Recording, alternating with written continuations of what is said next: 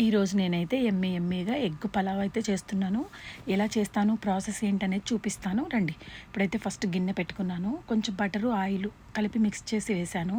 తర్వాత కాస్త పుదీనా, తర్వాత బిర్యానీకి సంబంధించిన చెక్క, లవంగా, ఇలాచి, బిర్యానీ ఆకు, పువ్వు అన్నీ బిర్యానీకి సంబంధించినవి అన్నీ వేసాను. తర్వాత మిల్ మేకరు, టమాటా, పచ్చిమిర్చి, ఆనియన్స్ కట్ చేసుకుని అవి కూడా తాలింపులు వేసి ఏగనిచ్చాను. కొంచెం అల్లం కూడా వేసుకున్న తర్వాత కాస్త కొత్తిమీర.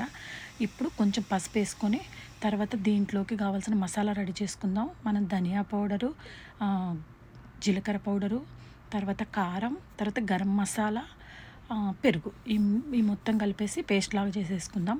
కొంచెం గట్టిగా కాదు, లైట్గా పలచగా చేసుకోవాలి. సో తర్వాత చేసుకున్న తర్వాత ఈ మిశ్రమాన్ని ఏదైతే తాలింపు వేసామో దాంట్లో వేసేసేయాలన్నమాట. కొంచెం పచ్చివాసన పోయిన దాకా యాగనివ్వాలన్నమాట. ఇప్పుడు తర్వాత బిర్యానీ రైస్ అయితే కడిగి పక్కన పెట్టుకున్నాను. ఒక గ్లాస్కి గ్లాసున్నర వాటర్ అయితే తీసుకోవాలి. నేను రైస్ అయితే వేసి ఒక్క నిమిషం అలా ఏగనిచ్చేసి తర్వాత నేను వాటర్ అనేది యాడ్ చేసుకున్నాను అనమాట. వాటర్ యాడ్ చేసుకున్న తర్వాత దాంట్లోకి 5 గులాబీ రేఖలు, కొంచెం కస్తూరి మేతి, కాస్త ఉప్పు వేసి మూత పెట్టేసేసి పక్కన ఈలోపు మనం గుడ్లు రెడీ చేసుకుందాం. 5 గుడ్లు అయితే ఉడకపెట్టాను. దాంట్లోకి కొంచెం పసుపు, కారం వేసేసి గుడ్లు వేయించానమాట. వేయించేసి అవి కూడా ఈ పలావులో అయితే వేసాను.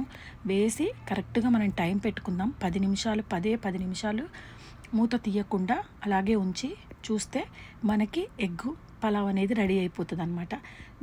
పుల్లలుగా మంచిగా వస్తుంది. తర్వాత దాంట్లోకి కాస్త మనం ఫ్రైడ్ ఆనియన్స్ వేసుకొని సర్వ్ చేసుకుంటే సూపర్ అంటే సూపర్ ఉంటుంది. ఒకసారి మీరు కూడా ట్రై చేయండి. ఇప్పుడైతే నేను తినేసి టేస్ట్ ఎలా ఉందో చెప్తాను. మరి మీరు కూడా ఒకసారి ట్రై చేసి ఎలా ఉందో నాకు కామెంట్ చేయండి. ఇప్పుడైతే మనం బిర్యానీ అయితే టేస్ట్ చేద్దాం. బిర్యానీ కాదు, పలావ్. సో పలావ్ అయితే టేస్ట్ చేద్దాం అనమాట. నేనైతే వేడివేడిగా ఉన్నప్పుడు తింటాను, నాకు అలాగే ఇష్టము. సో నేనైతే తింటున్నాను. చాలా అంటే చాలా బాగుంది, వేడిగా ఉంది కదా. సో మీరు కూడా ట్రై చేయండి.